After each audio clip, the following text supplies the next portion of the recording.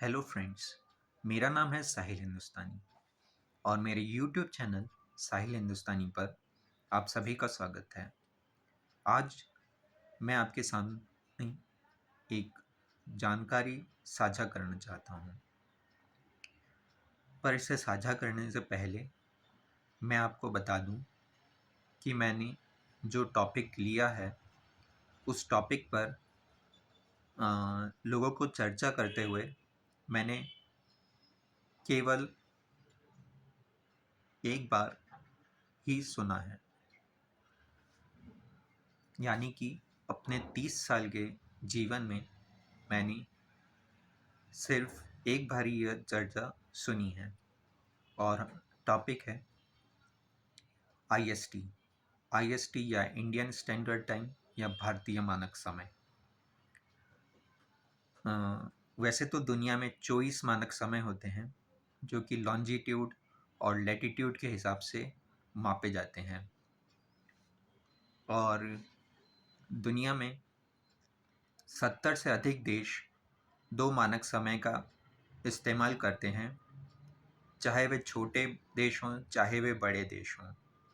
और ख़ास तौर पर बड़े देश तो दो मानक समय उपयोग करते ही हैं, किंतु भारत एक बड़ा देश होते हुए भी, एक विशाल देश होते हुए भी एक ही मानक समय पर चल रहा है, और वो है आईएसटी या भारतीय मानक समय। ये भारतीय मानक समय उस ज़माने से चला आ रहा है जब अंग्रेज़ यहाँ पर राज करते थे। और उस समय हमने आईएसटी एकता का प्रतीक मानकर अपना लिया था, किंतु अब हमें दो समय मानकों की ज़रूरत है, और वो क्यों है आइए जानते हैं। आपने देखा होगा कि पश्चिमी भारत के मुकाबले पूर्वी भारत के लोग अधिक पिछड़े हुए हैं, और ऐसा क्यों है ये भी मैं आपको बताना चाहता हूँ। पश्चिमी भारत यानी कि वेस्टर्न इंडिया में जो है दिन छोटा होता है, जबकि ईस्ट इंडिया में या पूर्वी भारत में सूरज 2 घंटे पहले उग जाता है, जिस कारण लोगों को कई परेशानियां झेलनी पड़ती है, ख़ास तौर पर वहाँ के बच्चों को। सुबह जल्दी हो जाती है, उनके स्कूल नहीं खुलते हैं, क्योंकि भारत में आमतौर पर सभी स्कूलों का समय एक ही है। इस कारण हम कह सकते हैं कि शिक्षा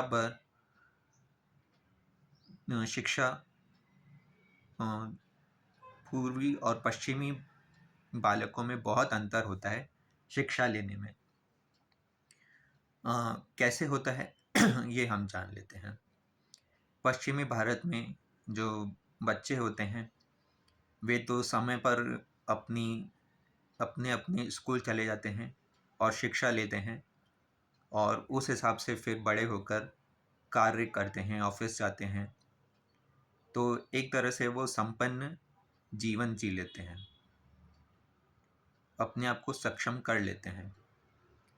किंतु पूर्वी भारत में ऐसा नहीं है। वहाँ पर सूरज जल्दी उग जाता है, जैसा कि आपको बताया है, और लगभग 1.5-2 घंटे का इसमें फ़र्क है। तो वो उस वक्त तो स्कूल खुलते नहीं हैं, तो बच्चे जो होते हैं वो पहले कोई छोटा मोटा रोज़गार करते हैं, फिर स्कूल खुलने का समय होता है तो शिक्षा ग्रहण करने जाते हैं, और जब वापस आते हैं तो दिन लंबा होने के कारण वापस से अपने छोटे मोटे रोज़गार में लग जाते हैं, और कभी कभी रोज़गार में उनको ज़्यादा समय लग जाता है, या हम कहें कि अक्सर उनको ऐसा वक्त लग जाता है। और इस कारण वे शिक्षा कम ग्रहण कर पाते हैं या शिक्षा कम ले पाते हैं। इस कारण वे और वे बच्चे और उनके जो परिवार हैं वे कम सक्षम होते हैं और उन्हें मूलभूत सुविधाएं भी नहीं मिल पाती है और वे गरीब और पिछड़े वर्ग में ही गिने जाते हैं। अच्छा, अगर बड़े लोगों की बात करें, सिर्फ पूर्वी भारत में अगर बड़े लोगों की बात करें तो उनके ऑफिसेस और अन्य रोज़गार जो वे करते हैं उनमें भी समय के फ़र्क के कारण वे पिछड़ जाते हैं। उन्हें मूलभूत सुविधाएं नहीं मिल पाती है। वे ज़्यादातर कुछ नहीं कर पाते हैं क्योंकि सुविधाएं जैसे कि आराम से रहना नहीं मिल पाता है, इलेक्ट्रिसिटी नहीं मिल पाती है क्योंकि उनके पास ज़्यादा पैसा नहीं होता है।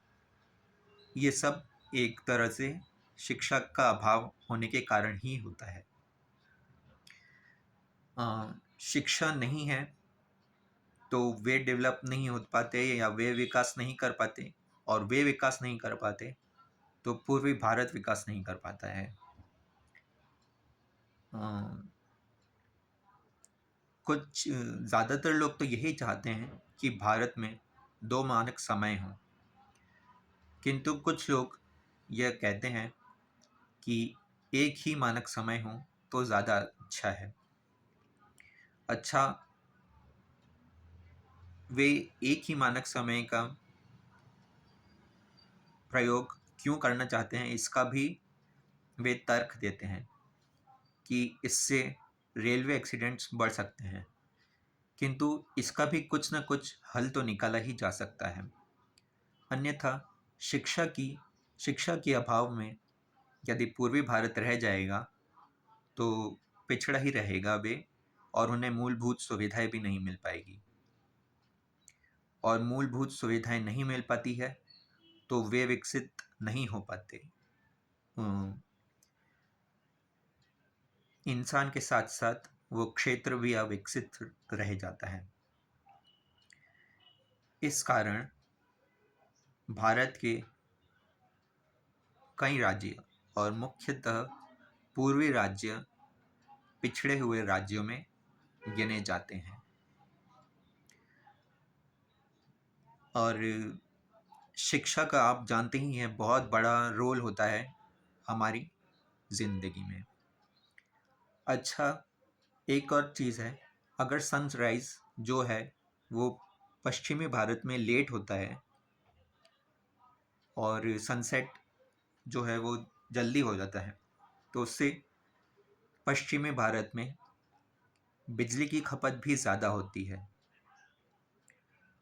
तो एक तरह से मेरा भी यही मानना है कि भारत में 2 मानक समय हों।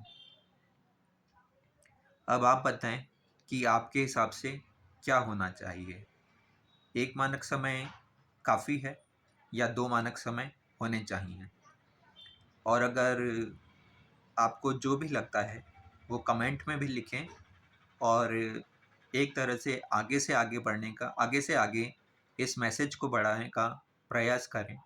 शायद गवर्नमेंट हमारी बात सुन ले और वो कुछ ना कुछ चेंज करे।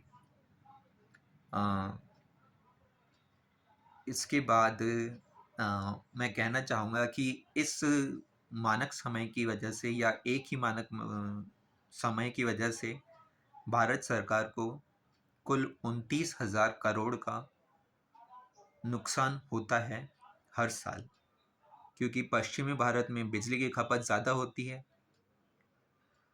और शिक्षा के अभाव के कारण, पूर्वी भारत में शिक्षा के अभाव के कारण जो है बच्चे और वो क्षेत्र विकसित नहीं हो पाते। तो सरकार 29,000 करोड़ का नुकसान झेल रही है हर साल। आई होप कि आपको ये जानकारी अच्छी लगी होगी। इसे और आगे बढ़ाने का प्रयास करें ताकि सरकार तक यह जानकारी पहुँचे। और अगर आपको ये जानकारी अच्छी लगी हो तो इसे लाइक करें, शेयर करें, सब्सक्राइब करें और हाँ, सब्सक्राइब के पास वाला बेल आइकन दबाना ना भूलें ताकि आपको समय समय पर नोटिफिकेशंस मिलते रहें। और हाँ, कल 16 अप्रैल को मैंने एक वीडियो डाला था सनराइज़ का। उसके पहले 5 सवा 5 बजे के करीब करीब चाँद के आसपास सैटर्न प्लैनेट दिखा था, और वो भी अपनी रिंग्स के साथ। और अब 23 मार्च को भी एक प्लैनेट दिखने वाला है। मैं उसका नाम भूल रहा हूँ कौन सा प्लैनेट है, पर वो दिखने वाला है, तो आप उसे देखना ना भूलिएगा। और अधिक जानकारी के लिए आप इंस्टाग्राम के अकाउंट मेसियर साइंस पर भी जा सकते हैं। खैर, हम देखते हैं कि इंडियन स्टैंडर्ड टाइम के इस जानकारी को मैं चाहता हूं कि आप आगे से आगे बढ़ाएं। इस वीडियो को लाइक करें, शेयर करें और कमेंट करें और सब्सक्राइब करें, और सब्सक्राइब के पास वाला बेल आइकन दबाना ना भूलें ताकि आपको समय समय पर नोटिफिकेशंस मिलते रहें। Thank you. Thanks once again.